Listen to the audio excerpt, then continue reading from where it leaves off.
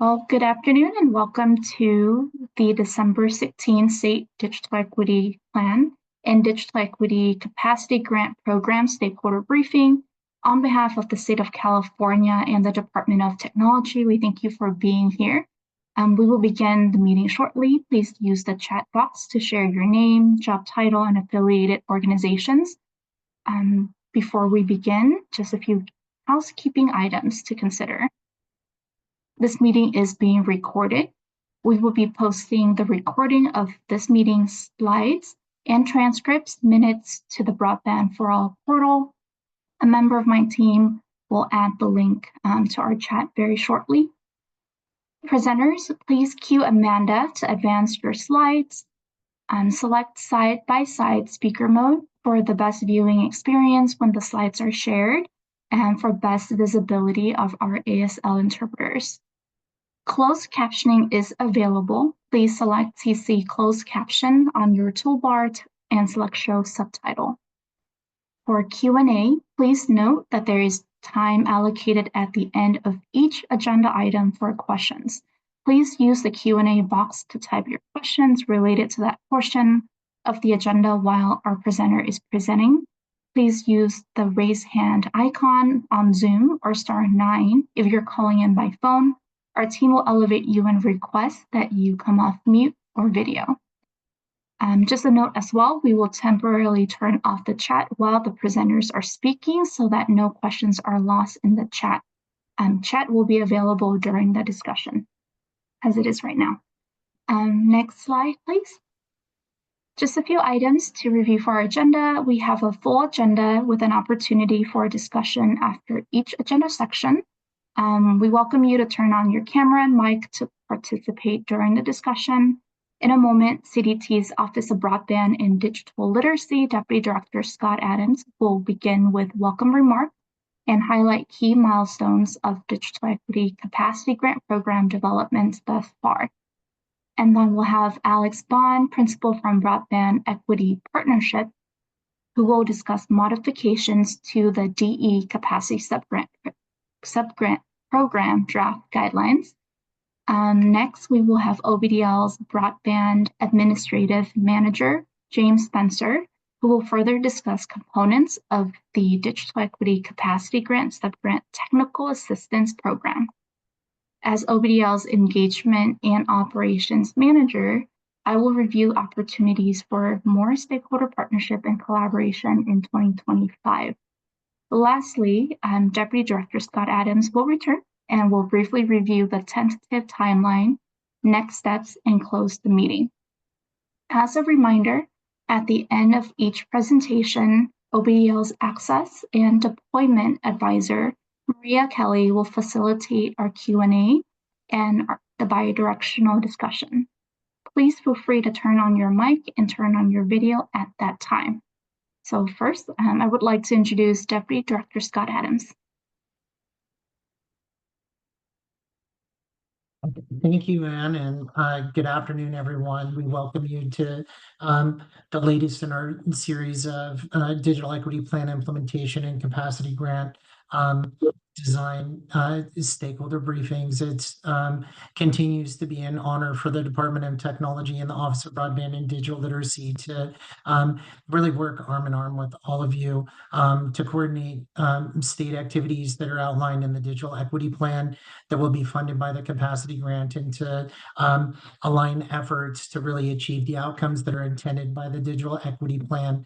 If we go to the next slide here, real briefly, wanted to touch on a couple of the key milestones that got us here. To those of you who have been tracking this, the evolution of the state digital equity plan since well into last year and participated in developing the plan, you probably know that we completed the state digital equity plan and turned that in and had it approved by the NTIA on March 28th of last year. And then really quickly the next day afterward, the National Telecommunications and Information Administration released the notice of funding opportunity, which allocated $70.2 million that would go directly to the state of California to implement the digital equity plan.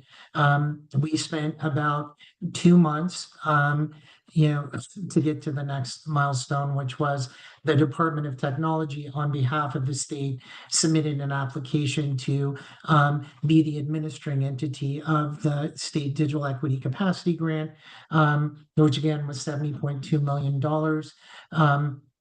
What ensued there was a period of hearing and merit review between May 29th and October 24th of this year, where the National Telecommunications Information Agency was reviewing applications and doing a hearing process, and then really take you to November 4th, when California received notification that we would receive the full $70.2 million in funding. A note here, while the announcement was made on November 4th, the period of performance on this 5-year grant is officially December 1st of 2024. Can we move to the next slide, please? I think one of the things that we wanted to really stress here is we know that digital equity and broadband for all is really it's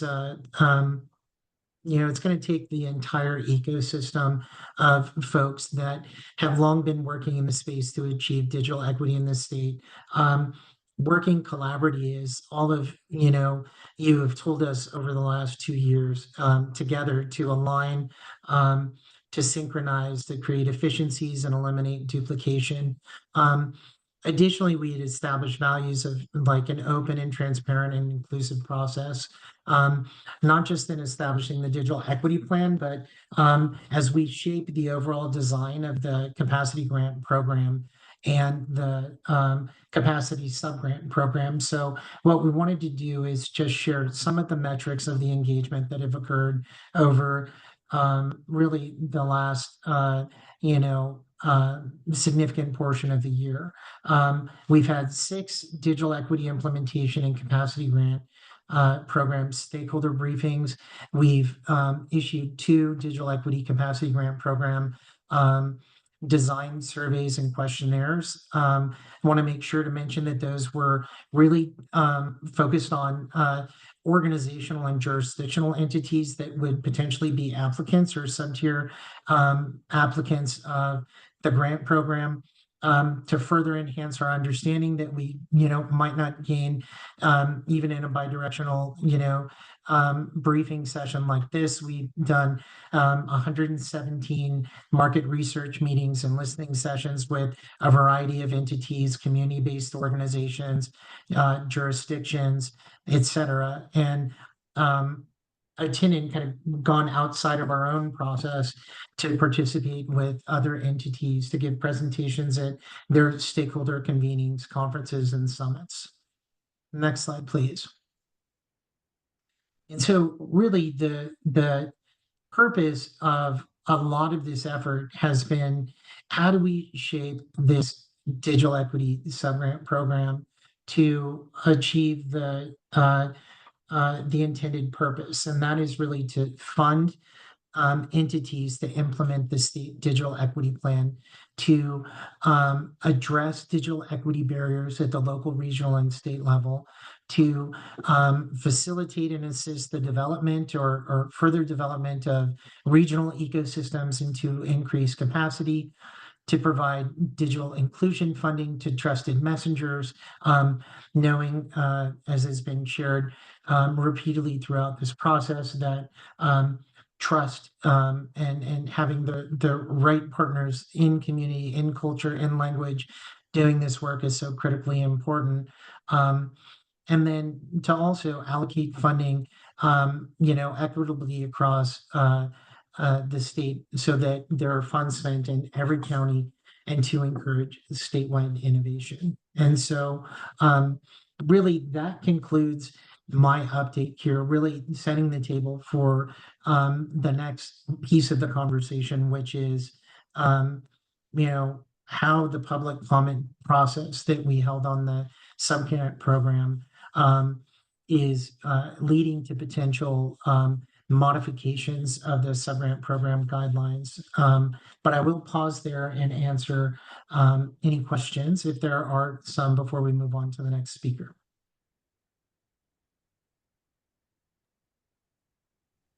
Thank you, Scott. I'm watching for, there's no attendees hands up, and I don't see anything in chat. And as always, remind everyone that we have multiple times throughout this presentation to engage in questions. So please, if you don't have one right now, we'll be able to touch on it here shortly. So just one more second. All right, I think we can proceed. Thank you so much, everyone, for being here. So I'm going to introduce Alex Bond, Principal of Broadband Equity Partnership, and he'll carry us through the modifications of the sub-grant program guidelines. Thanks, Alex. Thanks, Maria. Thanks for the kind intro. We can move on. A lot to cover today, so just wanted to dive right in.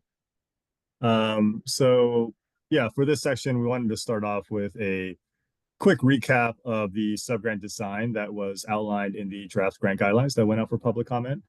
So, you know, within this design, there's really a focus on ecosystem development for digital equity across regions, localities, as well as statewide for targeted outcome areas and covered populations. So this design has two tracks. Track one is the regional and local ecosystem track. This is a track that has the formula allocation for every county as a geographic boundary. This is the track that you know, includes funding for regional and local digital equity planning, as well as capacity, you know, for implementation and implementation activities. And you know, within this track, we also want to encourage you know, lead applicants to, you know, take the lead on doing planning as well as implementation and management and administration of the grants within the county geographic boundary, but and also allow for multi-county joint applications. So let's say, you know, 3 counties want to join together to form a regional application, you know, that is totally allowed within this design. And on top of that, there is the possibility of lead applicants providing second tier subgrants to, you know, local smaller organizations, CBOs, digital equity practitioners, trusted messengers to carry out activities at the community and local levels. So that's track one. Track two is for targeted statewide ecosystem development, you know, and innovation for outcome areas or specific cover populations. So outcome areas such as economic and workforce development, health, education, access to essential services, et cetera, and then, you know, any of the 8 covered populations. Within this track, you know, nonprofits or digital inclusion providers with a focus on outcome areas, covered populations, or statewide reach can apply, as well as tribes and tribal consortia or associations. So that's just a quick recap of the design. Move to the next slide. And here are the allowable uses of the capacity subgrants. So funding can be used for developing local digital equity plans. It could be used for broadband adoption campaigns, as well as digital navigation services. Also digital literacy and skills training, targeted device distribution, and workforce development training and apprenticeships. So a variety of uses, all in alignment with both the NTIA requirements and the state digital equity plan. Next slide, please. So as Scott mentioned, you know, these grant guidelines were put out for, the draft grant guidelines were put out for public comments in September and October. We received 66, there were 66 total commenters, and in total they commented, we received comments from them on 192 or 192 section specific comments. And, you know, just in analyzing every individual comment, you know, there were themes around program design, like application structure, application timelines, and covered populations. There were themes around funding and costs, like funding allocation, allowable costs, and cost caps. And then themes around related programs and services, like centralized services and data collection provisions, updates on STEP and overall capacity grant implementation, as well as questions and comments on, technical assistance and guidance that CDT would provide. So those were the comments that we received. And, as we continue, wanted to really show how how we are addressing and responding to these comments, and whether changes are, planned for modification, whether things are still under consideration, like there needs to be more analysis and perhaps in certain cases, more clarification and confirmation from NTIA, as the federal funder, or, in some cases where there are no changes and why. So next slide, we want to move into some responses to these public comments. So first batch of comments were around program design. So, in the draft grant guidelines, we outlined a very tentative application timeline and RFA launch date. And, the launch date was around December.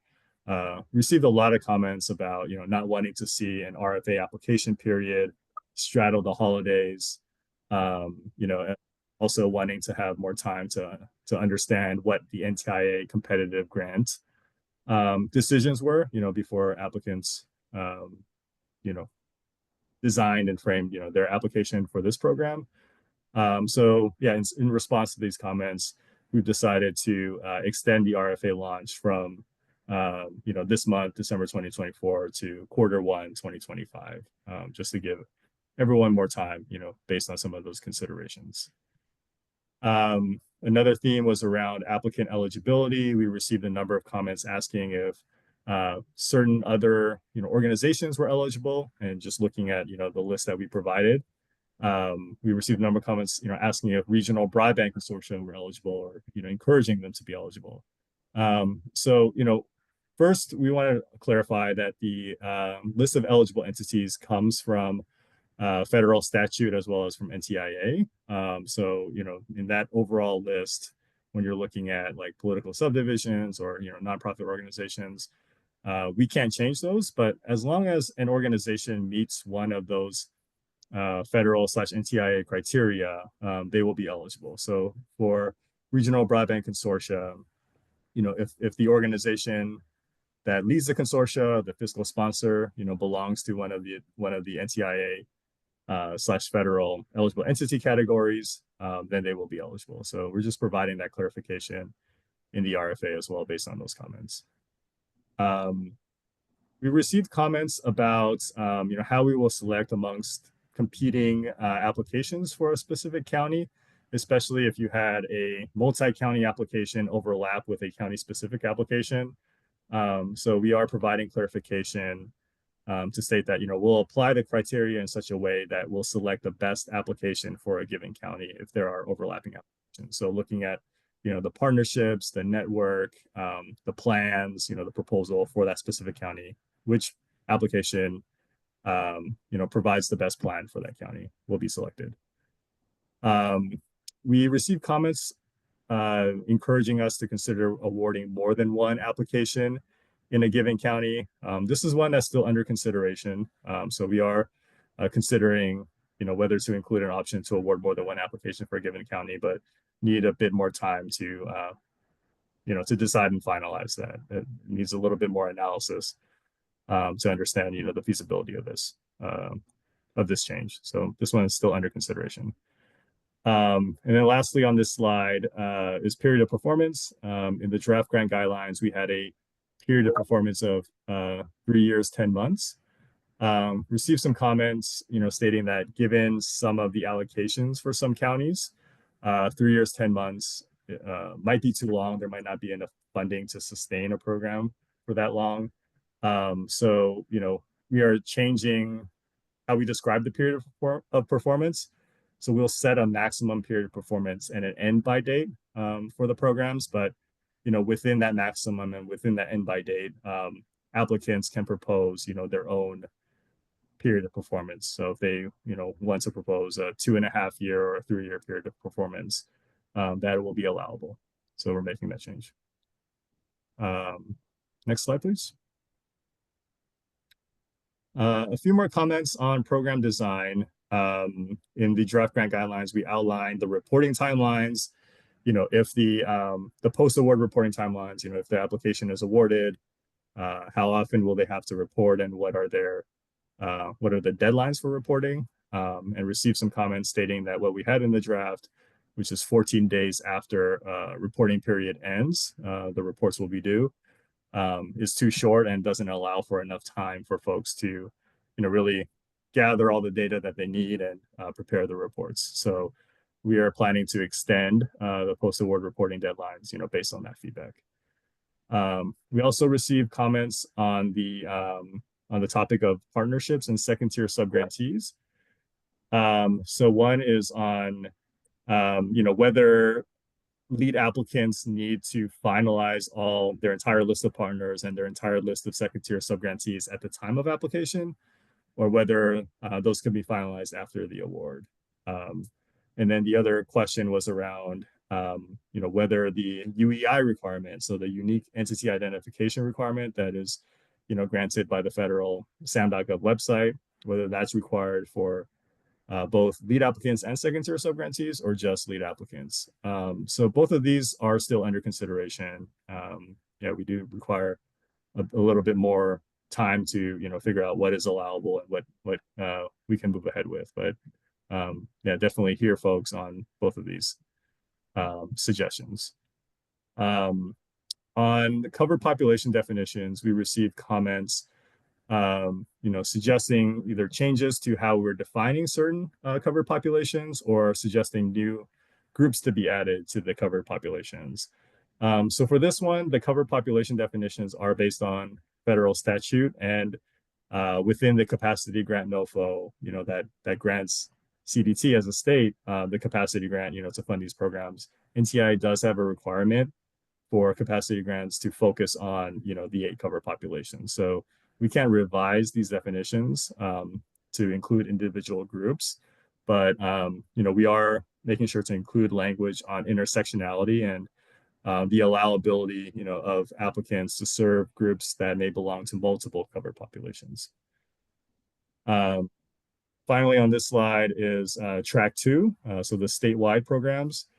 We received comments and questions asking if all of the 8 covered populations and all of the 6 outcome areas that are from the State Digital Equity Plan are going to be eligible for track 2 applicants, or only a select, subset of those. So we are clarifying that it is going to be all of the 8 and, the 6 outcome areas. So those 6 outcome areas include the ones that I mentioned before, like education, workforce development, and health, but they also include things like, tribal collaboration and digital literacy and inclusion. So these are targeted areas that applicants, can apply for track 2 funding for. Slide, please. This slide covers the comments that we received on funding and costs. So we received some comments around the track 1 funding formula and how funds were going to be allocated to the different counties. And we received some comments, suggesting different data sources, or suggesting, changes to the formula, inclusion of new criteria, and things like that. So, we're reviewing all of these comments and, considering the decision as far as how much, which to include and what to incorporate. But we want to stress that, with these changes, we need to make sure that we are remaining consistent with the Digital Equity Act, also within what's required of us in the NTIA NOFO and prior stakeholder input, including the questionnaire, that was released over the summer. So those are all going to be considered as far as the decision for, any track 1 formula modifications. Another theme around funding was reallocating unused funds. So, we received comments asking if a certain county did not apply for its allocation, how is CDT going to redistribute those unused funds?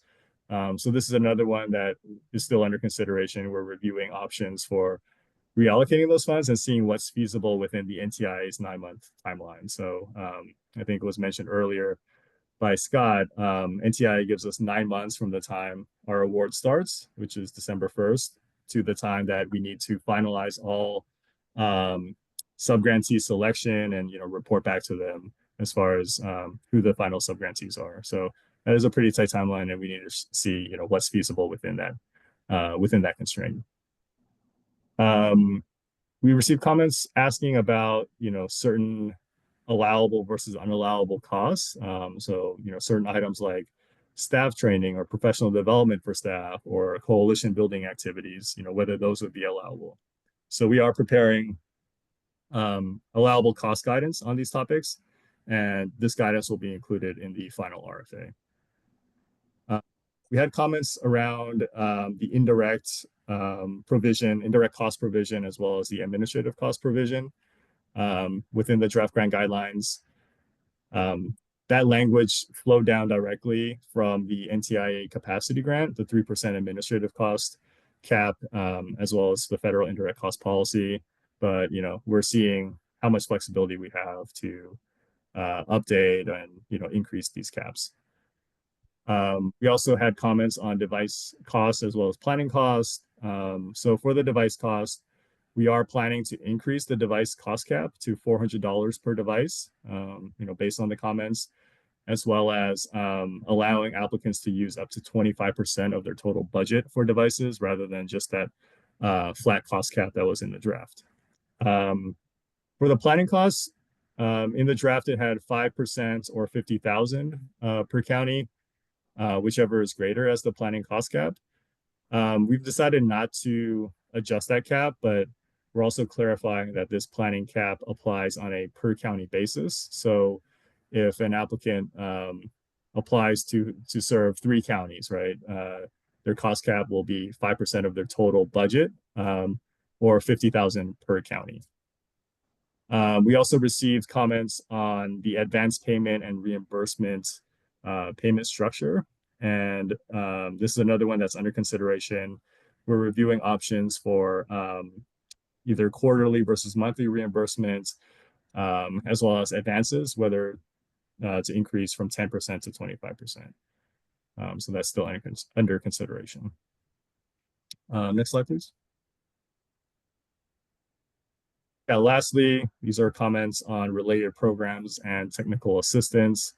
We received a lot of questions about the centralized services from the draft grant guidelines. So in the RFA, we will add more information on the types of centralized services that applicants can expect CDT to provide.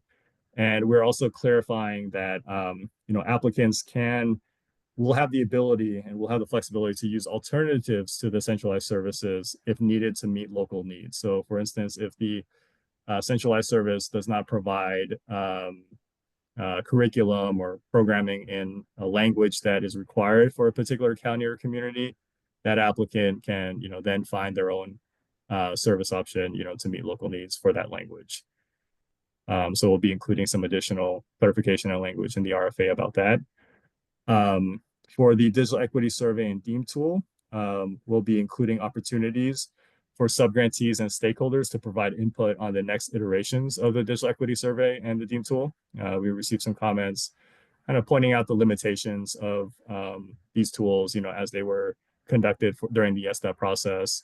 So for the next iterations, in the spirit of continuous improvement, there will be additional opportunities for input before we finalize and release those tools. We had comments just asking about implementation, asking for updates on implementation of the SDEP and overall capacity grant. So we will be providing more information on the Broadband for All portal as these updates become available. Finally, we received comments encouraging CDT to provide support for local entities and CBOs to come together to form partnerships for applications, as well as questions and comments on, providing more guidance on how applicants can estimate their outputs and outcomes. So for both of these topics, we will plan to provide more information, more guidance on these things as part of the technical assistance offerings. And that's it for our responses to the public comment. I'll pass it back to Maria for Q&A and discussion. Thank you, Alex. We'll now move on to the discussion portion of what Alex presented. We do have a couple of questions.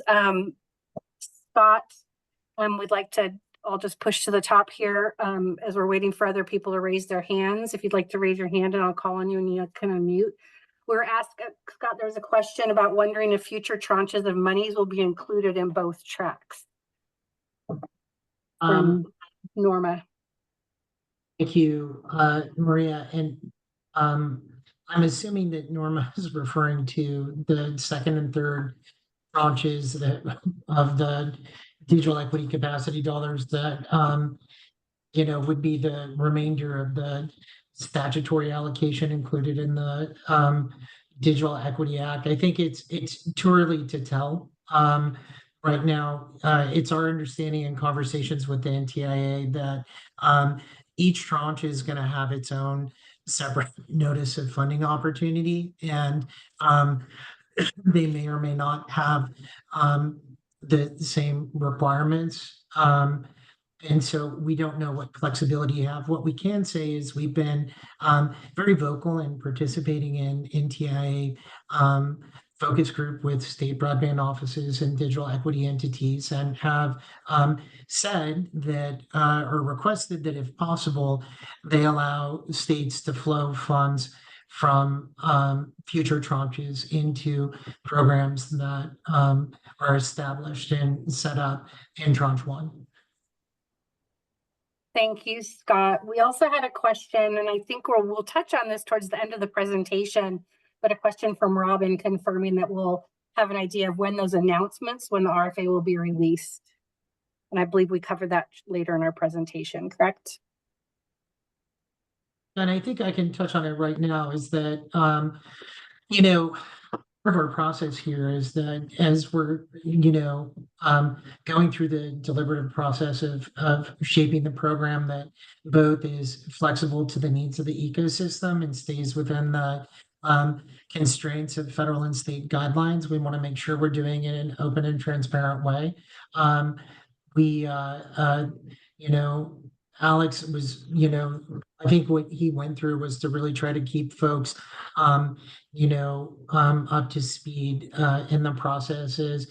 We're able to make modifications to program design so that you all can prepare for that. But in terms of when we are going to launch the program, like Alex had indicated, the formal request for application will come in the first quarter of next year, likely sometime after the month of January. Thank you, Scott. We have a question from Blanca asking if funds for tribal collaborations to organizations serving Indigenous peoples in urban settings in California qualify. I would say that, the intention of the tribal collaboration, piece is to really facilitate support for tribal entities throughout the state in developing and shaping their own digital equity plans that are kind of to both augment and support the infrastructure plans. And so I think, going to place a high premium on tribal entities or coalitions of tribal entities who apply for those. But it's our intention to make sure that funds are allocated for that specific purpose. So, we'll take this comment into consideration prior to finalizing the Track 2 guidelines. Thank you, Scott. And Danielle, if you'd like to unmute yourself and ask your question.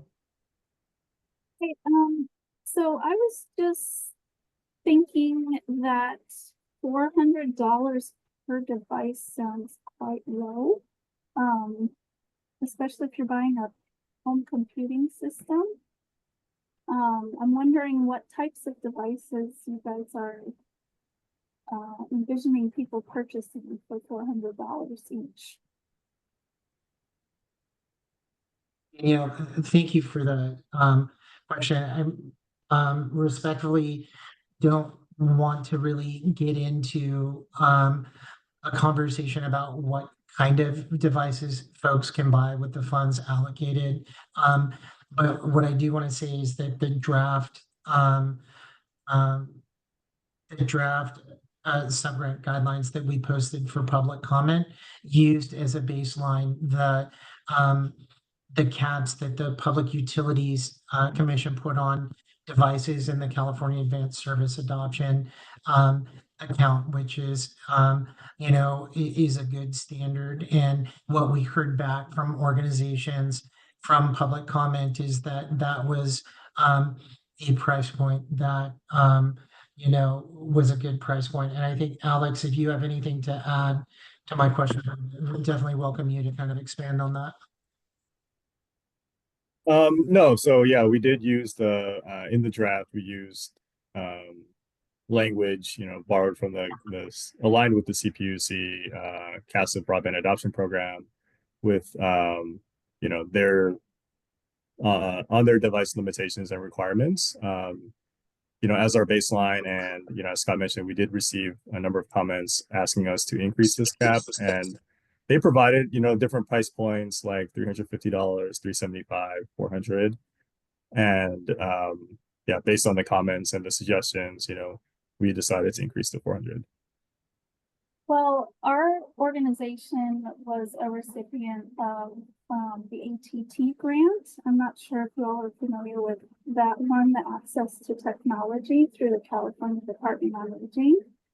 And we use pretty much but the majority of our funding to purchase devices for people. And, I've tracked our spending on everything. And I mean, there are some things that we were able to find at that price point, but there are a lot of things that were much higher than that price point. Especially if you're looking to serve elderly individuals and people with disabilities. A lot of them really need a real computer with a keyboard. They're not really able to use a smartphone or a tablet as easily. So I'm not sure how beneficial that's going to be for a lot of the people that we serve.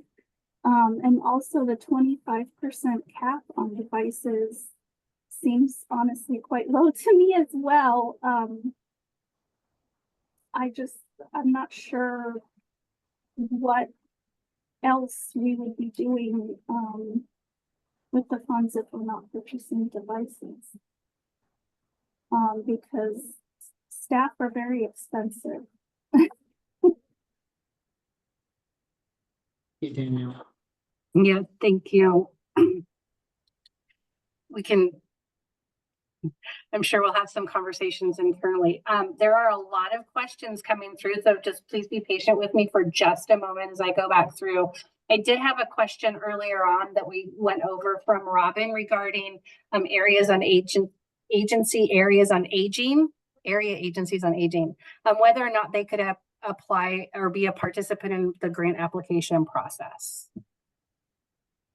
Thanks, Maria. That's a really good question. I think, to answer, I might want to take a step back and that, the state and all of us collectively have developed a very ambitious digital equity plan that is intended to address digital equity barriers for 8 covered populations, across the state. And that's a big mission. Over 33 million of California's residents self-identify as one or more of the 8 covered populations. And the available amount of federal funding that we have to implement the plan is $70 million. And so the way that we in collaboration with all of you over the last many months have proposed to shape the program is to also take into consideration the other tranches of funding, like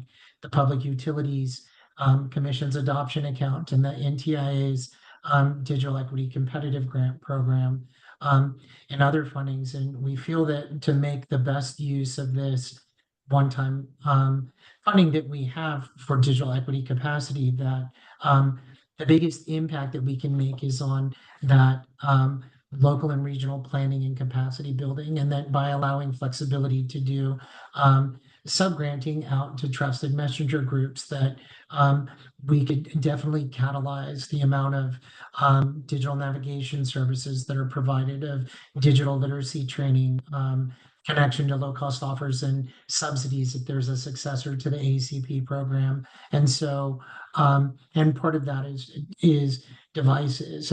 We fully acknowledge that there isn't enough money, and we mentioned that in the digital equity plan. There's currently not enough funds, but part of the reason we've shaped the grant program the way that we have is that, part of local planning is to really identify other sustainable sources of funding through philanthropy, private sector, other local solutions that can help create sustainable outcomes. And so that's just, some thinking beyond of where we're coming from. And so to answer the question about area agencies on aging and other entities, we fully encourage that individual entities that are serving specific populations that have specific programs really seek out, like, the coalitions that are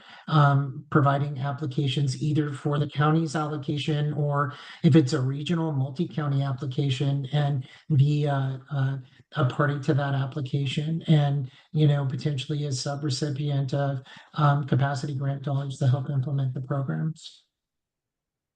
Thank you, Scott. There's a great question from Elaine. Would applicants, and this is a good one, will lead applicants be able to submit more than one application?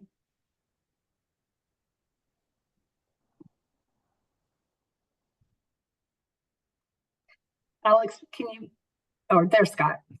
Sorry, Maria, can you repeat that question Yeah. again for me? Yeah. Will lead applicants be able to submit more than one application? I'd like to better understand that question. I think that's something that we're still thinking through. Is maybe the person who's asking that willing to articulate that a little more, or they can contact us offline? Yeah, Elaine, if you would like to be able to share a little bit more about your thoughts on this question, feel free to unmute and turn on your video camera. Otherwise, just let us know via chat and we can connect with you later. And I don't see.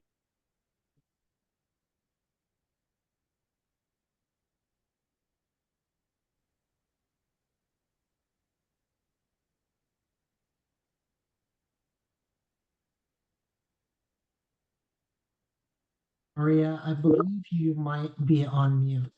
Yeah, sorry.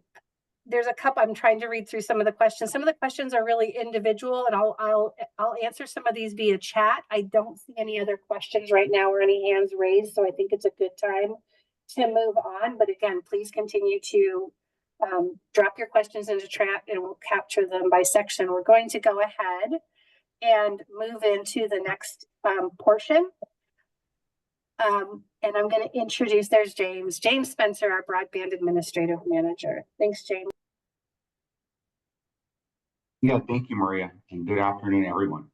My name is James Spencer. I'm the Broadband Administrative Manager for OBDL. Today, I'm going to provide a brief update on our technical assistant program being developed. Next slide, please. So based on stakeholder briefings, questionnaires, and public comment over the past few months, the CDT team continues to build out technical assistance program to support the digital equity capacity subgrant program applicants. So the program components shown here are either under development or in consideration for being developed and will be accessible through our subgrant resource page on the portal. So a quick overview of the program components. You have written resources, which will be like condensed and easily accessible reference documents to address common questions and concerns and assist applicants in submitting well-informed applications.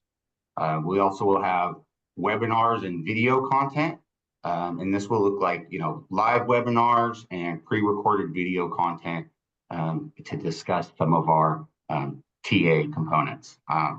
As far as our partnership collaboration. We're creating resources to help generate collaboration between applicants and partners. We're also anticipating office hours, which will look like a live opportunity to ask questions.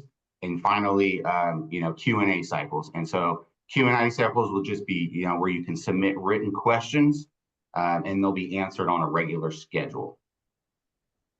So as CDT continues to develop technical assistance support components, there are several actions you can still take to get prepared. Simple as getting organized, identifying your partners and build coalitions, and continue on with your research and assessment. And I'm going to pass it to Maria, who will facilitate discussion. Thank you, James. As a follow-up, Scott, to our previous question from Elaine, we can follow up with her. The question was whether or not, maybe the clarification, that one lead applicant, there may be multiple projects under one lead applicant for a region, and that it wouldn't need to just be one project per application. James, would you like to, are you able to elaborate? Does that make sense? I'm sorry. Yeah, go ahead, Scott. You were kind of cutting out for me. I apologize. Sorry. I think there's, I think we have to pay careful attention to deduplication and not, double dipping. I really think that the way that that I would answer this question is that the way that we have proposed and designed the sub-grant program is much like the NTIA competitive grant, where it really focuses on what we learned during the planning process, that alignment, collaboration, and cooperation between entities, building a coalition and implementing, developing a plan and then working together to implement that, pulling together the best of their abilities, to be able to uniquely reach out to the dimensionality of the populations in their area, that, we are strongly urging that the lead applicant be the applicant for the grant to lead the coalition in the planning, and then determine with the remaining funds how to sub-grant those funds out to the partners that are the most effectively going to be able to implement programming in that regional location. So in that context, we do, agree that once a local or regional plan is developed or amended, refined to align with the state plan, that there will be many projects, but it would be up to the lead entity to really determine and sub-grant or contract those funds out to the appropriate partner to do those. Thank you, Scott.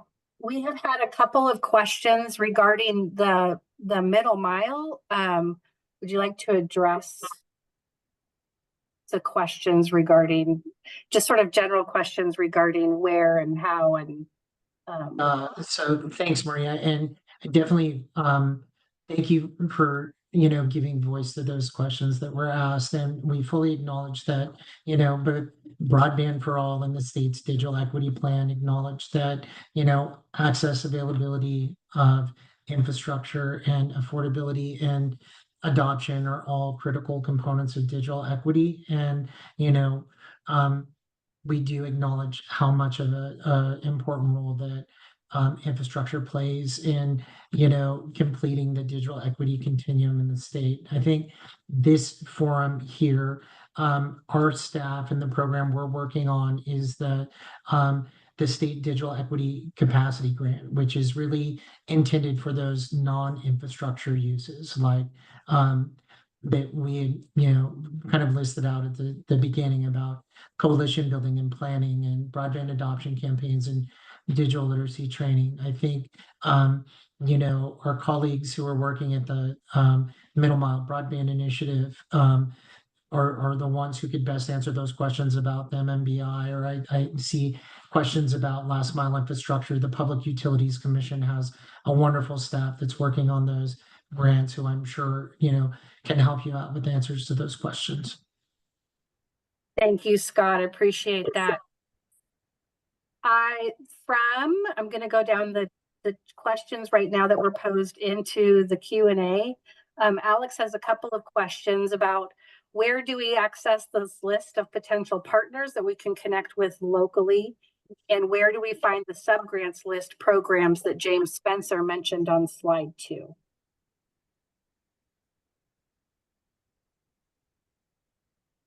Well, I can answer that.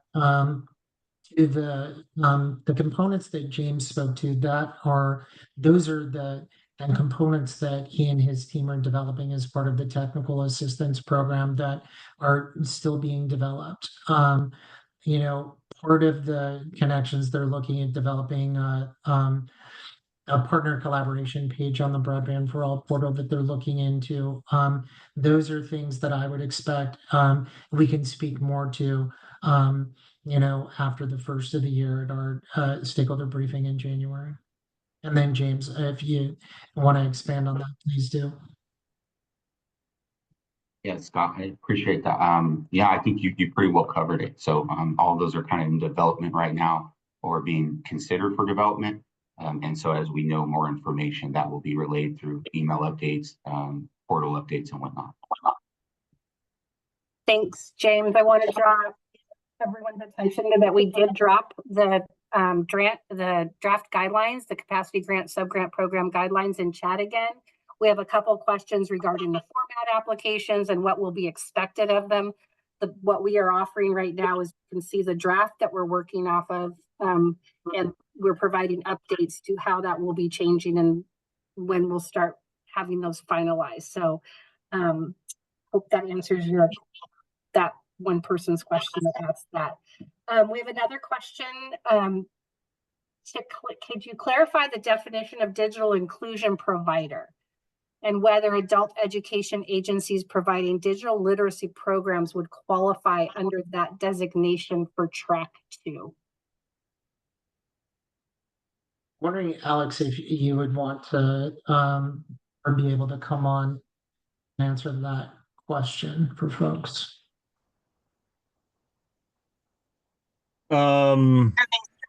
Yeah, I mean, I think it depends on that organization's fit within the NTI eligible entities definition, whether they're going to be eligible to apply or not. But, you know, within that slide, we really want to just is that, you know, we're encouraging organizations, as long as they meet those NTI eligible entity definitions, if they have the reach across the state, and they have a focus on a particular covered population, you know, like aging individuals, individuals with disabilities, individuals with limited English proficiency, or within a specific outcome area, then you know, definitely want them to apply. Thank you, Alex. It's more about, I just want to say it's more about, you know, number one, you know, assuming that they meet those NTI requirements, you know, whether they have that experience, they have that statewide reach, you know, which is what track 2 is all about. We have a follow-up question from the same person. It's similar, and I think that it's more around centralized services. So for adult education agencies considering applying as lead agencies, what specific types of centralized services will be available? And if we could touch on that, that might answer actually a few questions around centralized services. I think we've provided a lot of information in our past briefings, and I know staff will provide a list there, but, you know, in the centralized services that are being envisioned were really called out during the planning process and included in the plan. So what we're thinking of as centralized services is, you know,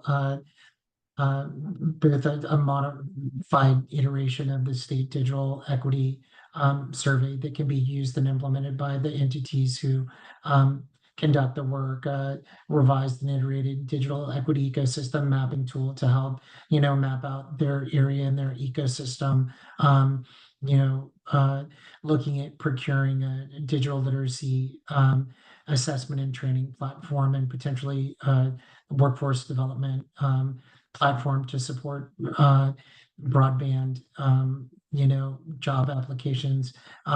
Also a number of developed resources on the Broadband for All portal. There's a low-cost offer finder, and some other things. So really, we're looking at centralized services as the things that folks told us during the planning process that we could leverage our expertise and our purchasing power to develop tools and resources at the state level that could support applicants to actually, better focus on the programmatic work, doing digital navigation, helping connect people to training platforms, et cetera. Thank you, Scott. I have another question from Courtney in Stanislaus County. And Courtney, I'm going to answer the first part of this, in that there haven't been any applications submitted yet. So there's nowhere to look for that list. But we can answer your question in regards to searching for partners. And James, could you talk a little bit, maybe share a little bit more about finding sort of, again, building that coalition? Yeah, so we're currently developing a resource for partner coordination. So currently we're using some of the stakeholder feedback and comments we received. And as soon as we have that developed, it will be released to the ecosystem. So that's kind of all we can share right now until it's finalized. But we have heard the comments, and we are looking to facilitate something like that. Thank you, Alex. And I'm watching for hands raised. I'm just going to keep going through questions. And some of you are direct messaging me, which is fine. I'm trying to catch up because there's a team of us trying to pull these questions. So if you can type, if you're comfortable typing your question to everyone, it's a little bit faster. But if I'll just keep pulling them as fast as I can. A question regarding, I'm going to think this is another coordination question. Can an organization submit 2 applications but focus on different populations? And I think this is where sort of that understanding of, you could have one large application with multiple projects or types of projects for covered populations within that. Yeah, maybe Scott or somebody could, or Alex, we could clarify that a little bit. I think here's the one thing that I would suggest is I really we respect the question and are sensitive to making the grant program as flexible to meet the needs of the ecosystem, to cater to the specific needs of the population. I think we're starting to get into multiple scenarios that I'm not sure that we can project out. What I would suggest is, if the staff can drop our email into the chat box, that if there's a specific question for us to dive into, we can take a look at that and see how we can either incorporate clear guidance into the final, guidelines for the grant program, or build in some language in the technical assistance program that can address kind of specific scenarios that folks are bringing up right now. Thank you, Scott. And there's a very robust conversation happening regarding computers and devices. And we'll just let you continue, everyone, to carry on your conversation there. We're going to keep addressing questions as we move forward. Thank you, Anne, for responding about follow-up, how you can reach out to us. And one more question, then I think we'll be able to move on to the next section. How can we connect with proper channels if we have solutions that are for centralized services? Another question about centralized services that would be good to touch on again. Well, we've done a significant amount of market research and talked to various, private sector, nonprofit vendors, et cetera. I think, I would suggest if folks have, solutions that, you've taken a look at the digital equity plan, and you've taken a look at the key activities and think there's something we should know about, please send us an email, and a member of our staff will try to meet with you and learn more about what you're doing.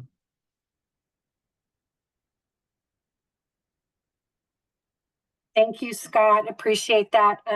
There's no hands raised, and we're answering the questions if we can. I think we are ready to move on to Ann Wynn. Thank you. Thank you, Maria, and thank you for all the questions, comments coming in. It's a very lively discussion, and this is exactly what we intend with the bidirectional approach. So without further ado, I wanted to dive straight into what you can expect from us in 2025, stakeholder engagement opportunities, but for us, it's really an opportunity to partner and collaborate with you. Next slide, please. So just a few to highlight if you don't know already, for public meetings, we have quarterly California Broadband Council and Middle Mile Advisory Committee meetings that happens, like I said, on a quarterly basis. Dates and time is announced in advance. And so we can definitely drop the link in the chat for you to take a look at. And the next thing that we want to highlight is stakeholder briefings and webinars, very much like what we've been doing recently with our live briefings. And as James mentioned before, the webinars that will be more focused on the RFA, the subgrant process. The next part is the Statewide Implementation Group, also known as SIG, which is being transitioned from. Many of you may be familiar with the Statewide Digital Equity Planning Group, the SPG. It will be changed to SIG. So it's a state table in partnership with CPUC and the NTIA. So keep on a lookout for that, and we'll announce when that would be happening.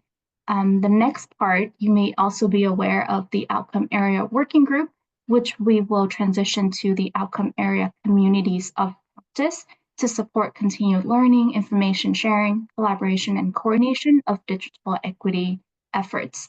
Lastly, wanted to continue updates throughout the year via the Broadband for All portal and the Broadband for All email monthly update. So if you haven't been subscribing to our monthly update and getting emails from us already, please do so. Our staff will drop the link in the chat again as well. But that's briefly for me, and then back to you all for discussion. Thank you, Anne. So we're still capturing all your questions. Would like to step back a little bit to clarify what we mean by allowable activity cost for planning that has a $50,000 cap. Does that mean regional digital equity planning as an activity, or a planning for pulling together the regional application, or something else? So there's three options that we've been given. Thank you, Maria, and thank you, Ms. Cortina, for the question. What we mean on the planning cap is that we acknowledge that many of us have worked together over the last year or two to develop the state digital equity plan, and that gathered input from over 50,000 residents and stakeholders through the 20 regional planning workshops and the 48 virtual meetings that included the outcome area working groups, et cetera. So the state digital equity plan is fairly well defined. It has strategies, key activities, measurable objectives, and really targets and baselines that the federal government is intending us to kind of adhere to as we spend the capacity grant dollars to implement the plan. And so when we look at the planning dollars and the caps, that's really to focus on acknowledging that if local and regional coalitions are going to either form or build out or expand their planning to potentially align with the digital equity plan, that some allocation of funding would need to be used to further develop or refine or hone those plans. And part of that could also include coalition building, which folks, and said they would like to encourage us, allowing doing this process.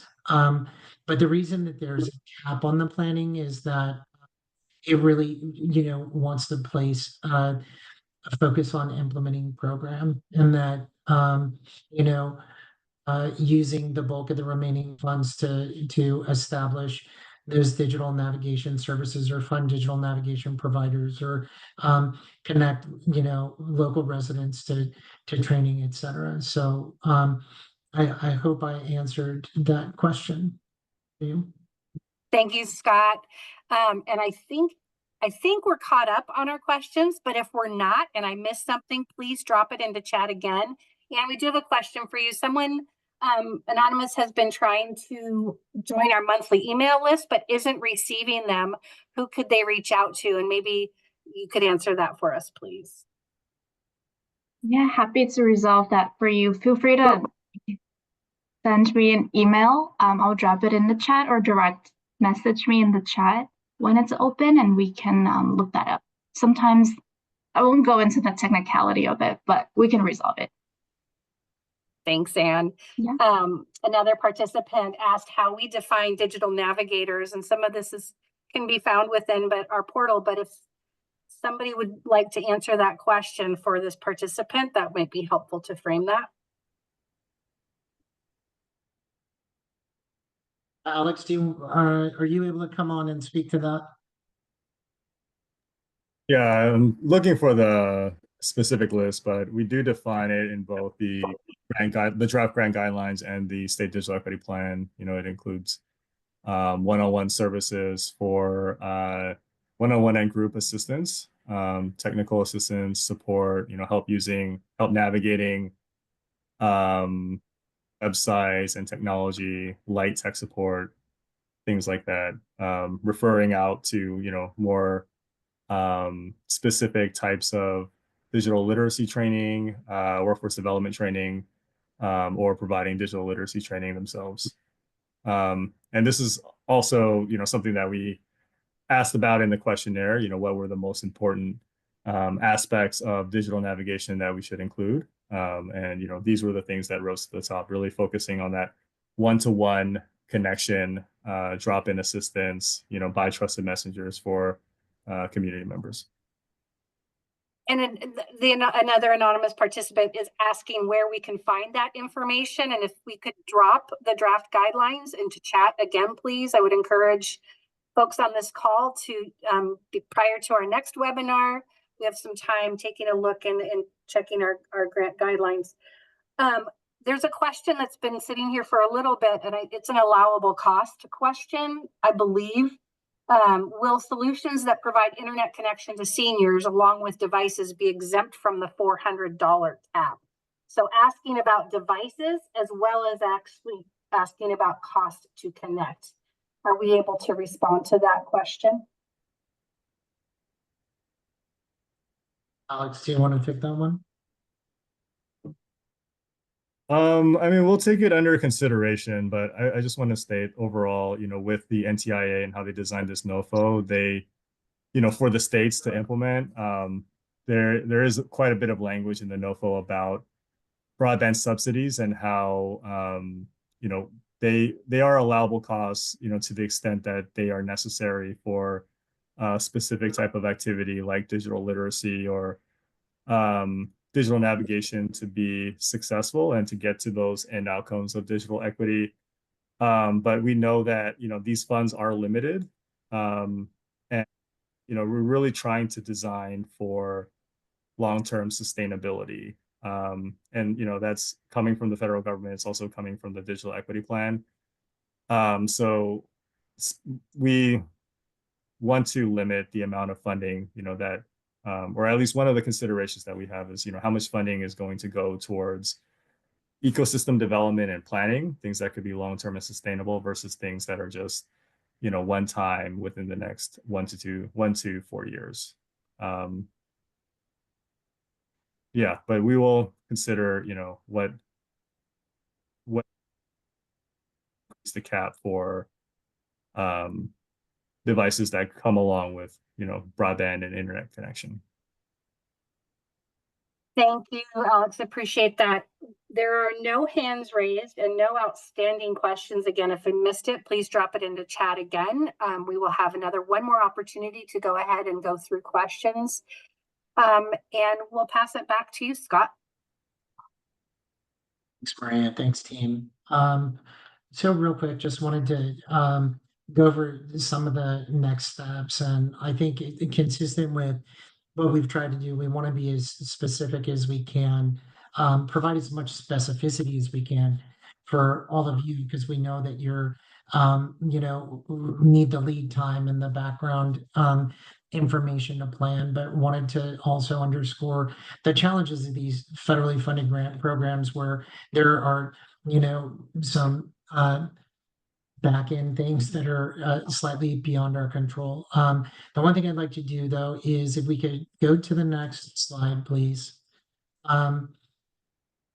This is a tentative timeline. I know that folks have been asking about the couple of things that clarified that we are still in the formation and finalization process of this subgrant program. We have not procured any centralized services, and that those are all things that are happening, really at the beginning of next year. The final decisions on the subgrant program are still a number of big ticket items that will be decided on, and that we will come and report out at a stakeholder briefing in January. And so there is still more time to prepare and get ready for the grant program prior to the launch. And so I think that, what we wanted to communicate out to folks today is that really the top row demonstrates really where we were this year. There was the capacity grant notice of funding opportunity. There was the curing and merit review from the NTIA. The second row is the program design work, the stakeholder engagement, the market research, the webinars that we tried to do as much as we could concurrently, so that we could be prepared to hit the ground running, because we know how critical this is. Now we want to direct folks to an administrative, kind of nuance to the digital equity capacity grant that both myself and Alex had mentioned, is that while we've received the award and the performance period of performance began on December 1st, based on the notice of funding opportunity, we will have 9 months from December 1st to issue the request for applications,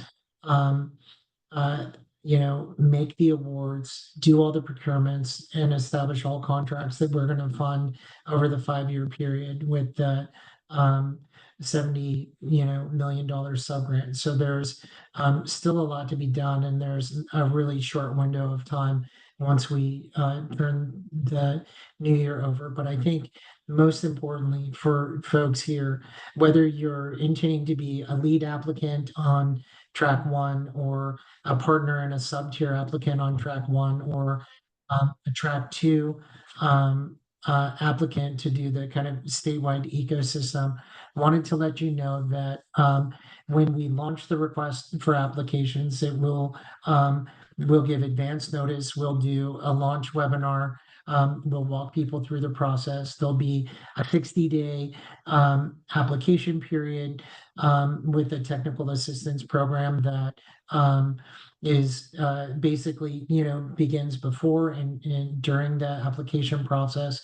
We'll do a 90-day review process, and then really have 30 days to award. So from a high level, as we conclude this year and look at what next year looks like, just wanted to make sure that we stress that there's going to be a short period of time to make a lot of key decisions and identify all these expenditures and grants and awards and contracts, but to also give you a glimpse of what the application, the review, and the award process will look like once we get into next year. And so with that, I am really, I think, going to conclude my comments today, just with incredible thanks on behalf of my staff. And I were very humbled to be able to work so closely with all of you and align our efforts. I know that folks have asked if you would like to sign up for the Broadband for All email update. I believe this QR code will take you to where you can do that. The Broadband for All portal is intended to be really a central repository of information for everything that we've talked about here, and that's always a resource. And if you ever have specific questions of our staff on where to find things, or if you have additional questions, feel free to contact us at this email. It's digitalequity@state.ca.gov. And with that, I'll conclude my remarks and say thank you. And then Maria, defer to you if we might answer a couple more questions if there are any. We do have 2 more questions, or we might have 3. And Scott, we get this one a lot, and I think we don't tend to speculate regarding a change in administration. So there's a question about the change in federal administration and whether that will What impact our. exactly is that? Yes.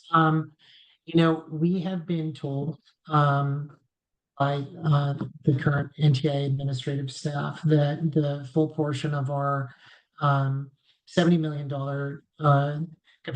state capacity grant has been obligated, and that we don't anticipate there being any clawback of those funds.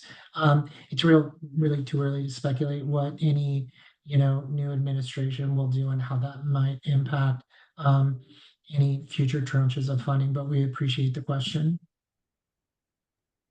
And it's a hot question. It comes up. There's a clarification, and I think this one will be fairly straightforward. Anonymous said that they heard that for track 2, there needs to be a statewide capacity. Can you please define what this is? If LA County is due to receive 19 million or so, do we need to be looking at statewide capacity? So I think there's the 2 fundings, there's the statewide allocations, and then there's the county allocation.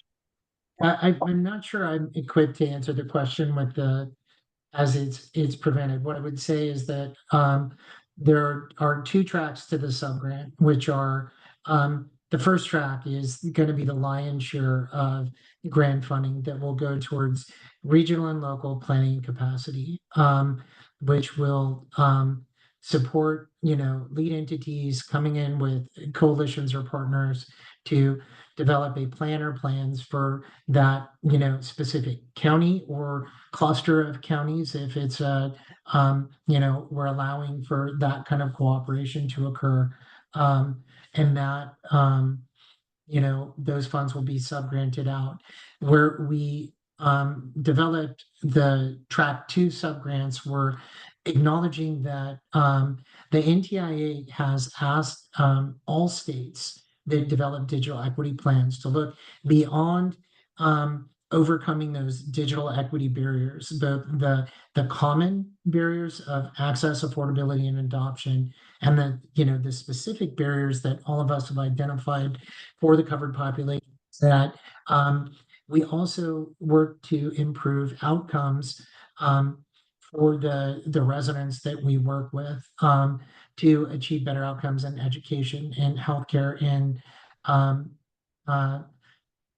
access to essential services and digital literacy and inclusion and tribal collaboration, etc. So what we did is said, let's allocate a certain amount of that funding to, where if there were a statewide focus, an entity that had the ability to and the expertise to bring people together to help further rally the ecosystem and develop solutions or innovations, if they will, to support those, that's what track 2 is really intended to drive. Okay. Thank you, Scott. I appreciate that. There's a question in chat regarding the digital equity plan and jurisdictions that received $500,000 from local agency technical assistance planning grants. So again, there's this infrastructure planning and then the digital equity planning questions that a clarification might help, that there's a state digital equity plan that we're working to implement, and that's what this conversation is about. I'm not sure. Can you see that? I can't see that question.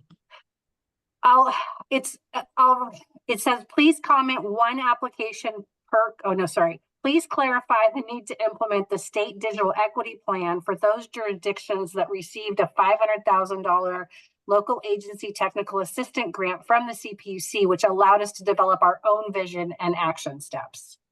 Well, yeah, and so definitely respect that the individual is referencing the Public Utilities Commission's local agency technical assistance program grant, which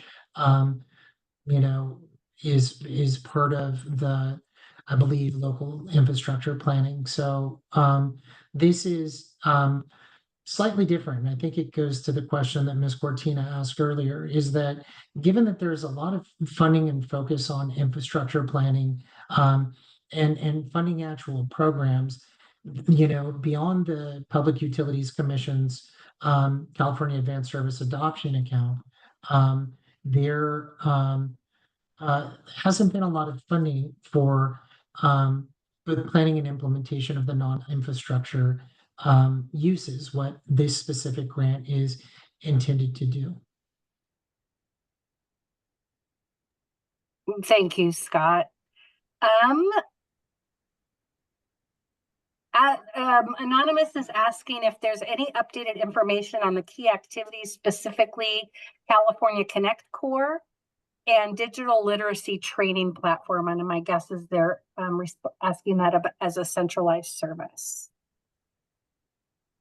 So we have not made any modifications to the key activities referenced in the plan. Kind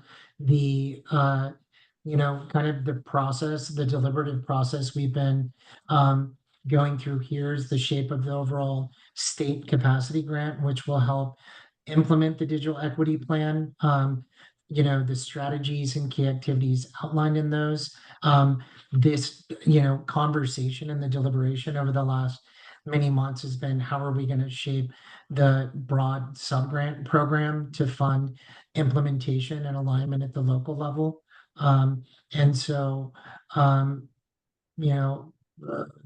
We have not changed the key activities, and we're kind of working towards that goal. Thank you, Scott. And we have one more question. I believe before we wrap it up, I don't have any hands raised, and there's no new comments or questions in chat that I'm seeing, but I do have one in the Q&A. And again, it's just a clarification that we've touched on.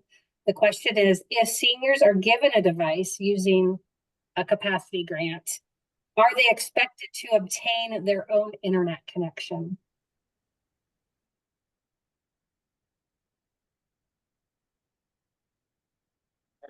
I appreciate the question here.